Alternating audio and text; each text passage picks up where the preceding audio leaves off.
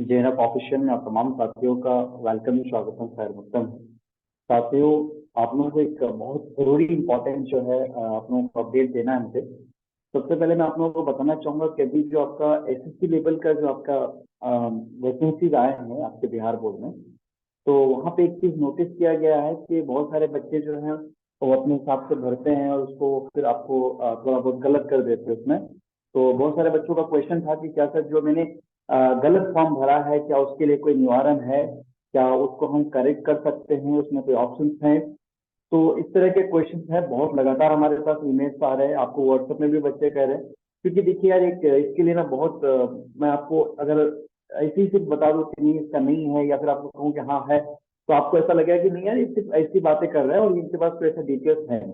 ठीक है, तो मैं आप लोगों को तर्क के हिसाब से हर एक चीज आप लोगों को बताना चाहूंगा साथियों, ताकि आपको ना सारी चीजें अपडेट करें, आप लोगों को पता रहे कि किस तरह से चीजें आपकी होती हैं। ठीक है, और क्या ये चीज 100% है कि इसका कोई सॉल्यूशन है या इसका सॉल्यूशन नहीं है। ठीक है, तो आप लोग वीडियो में बने रहिए और अंत तक देखते रहिए, आपको हर एक चीज का इन्फॉर्मेशन मिलेगा, आपको इसमें घबराने की कोई भी जरूरत नहीं। ठीक है साथियों,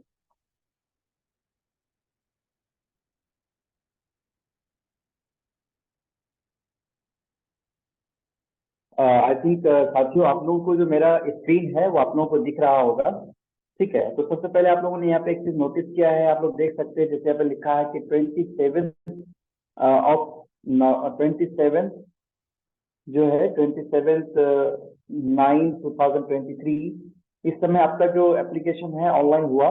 ठीक है, और इसका जो क्लोजिंग डेट है वो 9/11/2023 11:59 PM को जाकर के इसका पूरी तरह से क्या होगा, ये आपका क्लोज हो जाएगा। वहीं पे साथियों आप देख रहे हैं कि closing date of online payment का क्या है, 9/11/2023 है। वहीं पे आपका closing date of online application, ठीक है, उसका क्या है आपको 11/11/2023।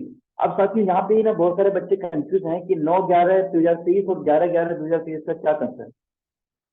साथियों देखिए, जैसे आप अपने फॉर्म को भरा, ठीक है, फॉर्म को आप भर रहे हैं लेकिन बहुत समय ऐसा इश्यूज आता है कि आपका जो फॉर्म है वो पूरी तरह से मतलब वो भरा नहीं जाता, तो कोई ना कोई उसमें एरर आ जाता है या फिर कभी सर्वर डाउन हो जाता है। तो बहुत तरीके के इश्यूज होते हैं। तो इसमें क्या होता है कि आपका जो पेमेंट है वो पेमेंट का बहुत बड़ा इशू रहता है, क्योंकि अभी एक प्रॉब्लम ये भी चल रहा है कि पेमेंट तो कर रहे हैं लोग लेकिन पेमेंट हो जाने के बाद वो पेमेंट शो नहीं करता है, आपका पेमेंट जो है पेंडिंग दिखाता है। जैसे कि आपका एसबीआई से कोई पेमेंट करता है तो उसमें भी अभी दिक्कत आ रहा है, बहुत सारे बैंक से आपको अभी कर रहे हैं तो उसमें दिक्कतें आ रही है।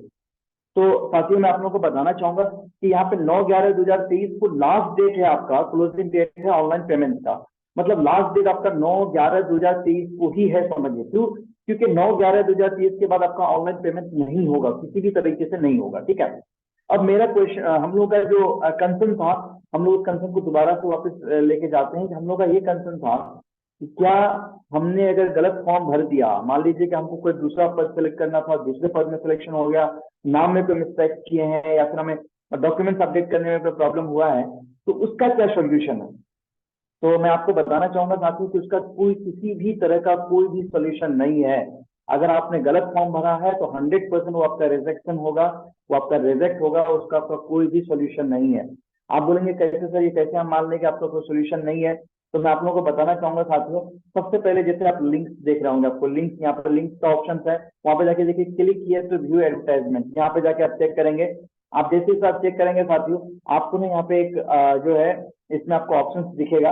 जैसे हम इसको ओपन करके आपको दिखाते हैं, ओपन करने के बाद आपको दिखेगा कि किस तरह के डिटेल्स आपको शेयर हो रहे हैं। वहां पे आपको कंप्लीटली एक चीज लिखी हुई है कि अगर कोई भी मान लीजिए कि कोई भी अगर जो आपका एप्लीकेंट इसको अप्लाई करता है, कोई भी विद्यार्थी इसको अप्लाई करता है और उन्होंने अपने तरफ से किसी भी तरह का गलत इंफॉर्मेशन इसमें अगर साझा किया है, गलत इंफॉर्मेशन उन्होंने भरा है, तो उसकी पूरी जिम्मेदारी उनकी होगी। आपको विभाग किसी भी तरह से करेक्शन करने का कोई भी ऑप्शन नहीं देगा।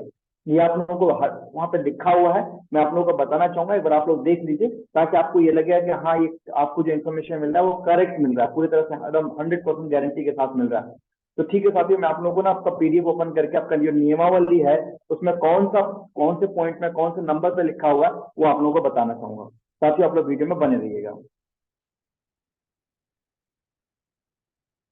ओके, तो साथियों अभी आप लोगों को ये नियमावली दिख रहा होगा है ना, जैसे उस पर लिखा है, देखिए आप उसको कंप्लीटली देखिए कि बिहार कर्मचारी चयन आयोग, ठीक है, इसमें आप लोगों को आ जाना है पेज नंबर 7। कौन से पे? Page number 7। आप लोग इसमें आपको जो डिटेल्स दिख रहा है ये आपको पूरा का पूरा कंप्लीटली ये डिटेल्स है। मैं आप लोगों को बताना चाहूंगा साथियों कि ये वो डिटेल्स है जहाँ पे कि आपको उसमें कौन सा पद है, उसके लिए क्या क्वालिफिकेशन चाहिए, किस तरह के नंबर्स हैं, वो सारे डिटेल्स आपको इसमें दिए हुए हैं। लेकिन इसी में अगर आप पेज नंबर 7 में आ जाते हैं, कौन सा? Page number 7। आप देखिए पेज नंबर 7 में क्या लिखा हुआ है वो आप लोगों को दिखाना चाहते हैं। ऑनलाइन आवेदन भरने हेतु विस्तृत आवश्यक निर्देश आयोग के वेबसाइट http://bssc.bihar.government.in पर उपलब्ध है। इन निर्देशों का अक्षर अनुपालन नहीं करने पर एवं ऑनलाइन आवेदन भरने के क्रम में अभ्यर्थी द्वारा की गई प्रविष्टि में किसी प्रकार की त्रुटि के लिए आयोग जिम्मेवार नहीं होगा।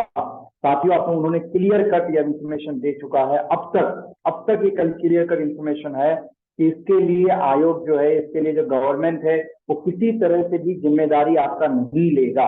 आप लोगों को ये देख लीजिए, आपने ऑनलाइन आवेदन पत्र भरने के संबंधित तिथि और अन्य निर्देश, ठीक है, जैसे इसमें आपको 1 नंबर और 2 नंबर के ऑप्शन में लिखा है और तीसरे नंबर में लिखा है कि ऑनलाइन आवेदन की प्रवृत्ति में किसी प्रकार के सुधार परिवर्तन हेतु समर्पित अभ्यावेदन पर विचार नहीं किया जाएगा।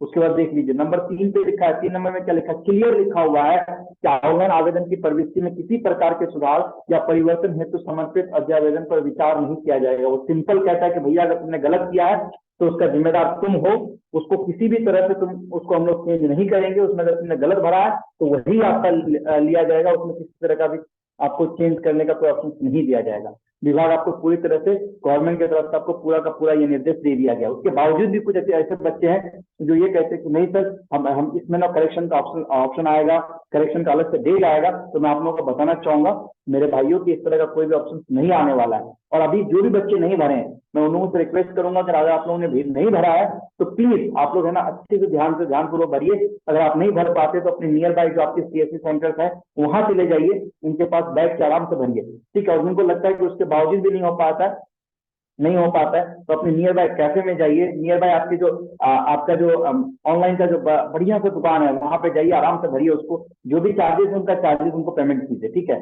अगर मेरे नियर बाय है जैसे कि किशनगंज में है, बहादुरगंज में है कोई, वो अगर हमारे पास आके भरना चाहे तो वो भी हमारे यहाँ पे आके भर सकते हैं, ठीक है। धन्यवाद साथियों।